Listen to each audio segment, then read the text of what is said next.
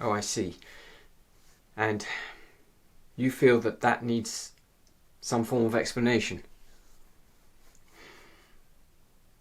I suppose you think I married Kay for her money. Well, you'd be wrong. I'd have gone after Kay to the world's end if she hadn't had a penny piece.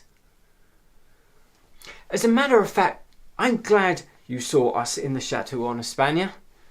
It makes it easier for me to explain the whole thing, and God knows I want to tell it to someone. The girl you saw me with was Jacqueline de Severac. I was engaged to her, and she was Kay's best friend. Oh, don't misunderstand me. I'd never even met Kay then, but I'd heard Jackie talk about her. They went to school together at some snob place in Paris, and then Jackie's people lost all their money. And she and Kay didn't see each other very often, but they wrote. And Kay remained just as fond of Jackie as ever. She'd have given her all sorts of things, only Jackie was too proud to take them. So there we both were, poor as church mice. I mean, I was out of a job as well. Things were looking rather blue. Then Jackie heard that Kay's agent who looked after her Yorkshire property had died. And it seemed it would be a marvellous chance for me. I was good at that sort of thing. I was country bred. So she rushed off to Kay, and Kay, being the sport she is, said of course she'd give Jackie's fiancé the job.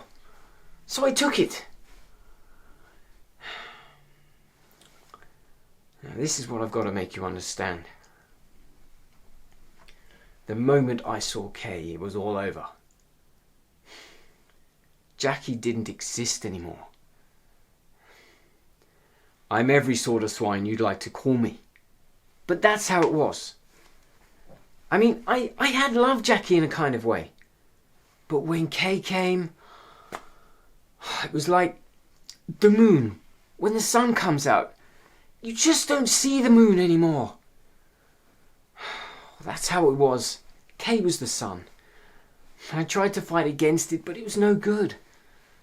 And when I found she felt the same... But Jackie took it hard. Very hard indeed. Of course, I know I treated her very badly. But Kay had nothing to do with it. It wasn't her fault. I was just feeling, well, restless, and then I met Kay and she swept me off my feet. I'd never seen anyone so lovely. It was also amazing the way everyone kowtowed to her, and then her singling out a poor fish like me. I mean, both Kay and I thought there was no point in hanging around. The sooner we got married, the better. And we felt Jackie would get over it quicker that way. Well, she made threats, of course. Oh, you know, she's half French, you know. That's in blood. She talked a lot of dramatic nonsense about shooting us both. I mean, I needn't have been surprised she'd take a pot shot at me, but I'd never have believed she'd react in this way. Oh, I'm telling this thing awfully badly. Kay and I set off on a honeymoon. Went to Venice. The moment we got to Daniele's, we see Jackie sitting there in the lounge. I mean, for a minute or two, I thought there'd be trouble. But she was quite polite. Merely expressed surprise at seeing us and said what a coincidence it was. Naturally, I thought it was a coincidence, just a bit of bad luck. So Kay and I decided to push on. We took an early boat from Trieste. Dashed if when we got on board, Jackie wasn't there. Seems she was going to Egypt too. I mean, it was damned awkward, I can tell you, it really was. Well, to come to the point, when we landed in Egypt, we went up to the main house near Cairo. Jackie had said she was going up to Luxor. But when we came down to dinner that first night, Jackie was there. I have to admit, I absolutely saw red. Afterwards, I went and tackled her and accused her of following us around. She was as cool as a cucumber. She just smiled sweetly and said how odd it was that we always seemed to choose the same places. I told her it had got to stop.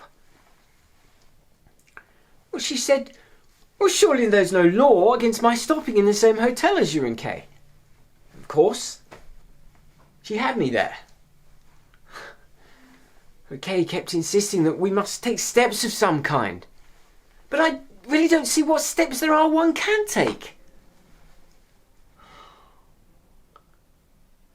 I mean, that's clever of you, you know. I've never really thought of that. I mean, Jackie's as poor as they make them. Time's bound to come out that she'll run out. I mean, she's only got about 200 a year. Well, it's not my fault. I can't help it. She will start off on this crack-brained scheme. I mean, can't she see what an ass she's making of herself? Hasn't she got any dignity? Any pride? Well, what does she expect to get out of following me around and making an exhibition of herself? Well, it's got Kay absolutely on the raw, and that's why she followed us to Luxor. When we got to Aswan, she was there again. Kay simply couldn't stand any more. So we hitched up a scheme. We gave out that we were going back to Cairo again by steamer tomorrow. Then we set off on a day's expedition to Philae.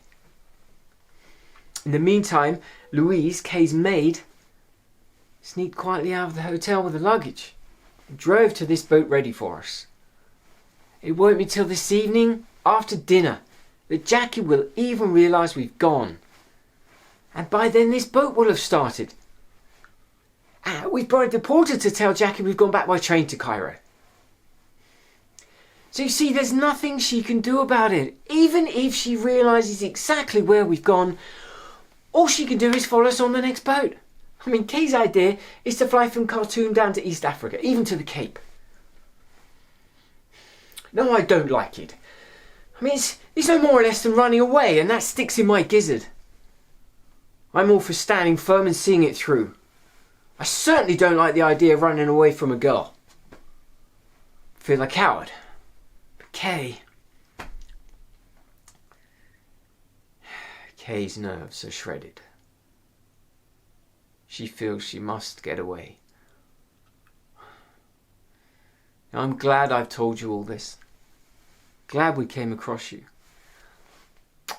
I don't suppose you think much of me, and I know I'm not nearly good enough for Kay.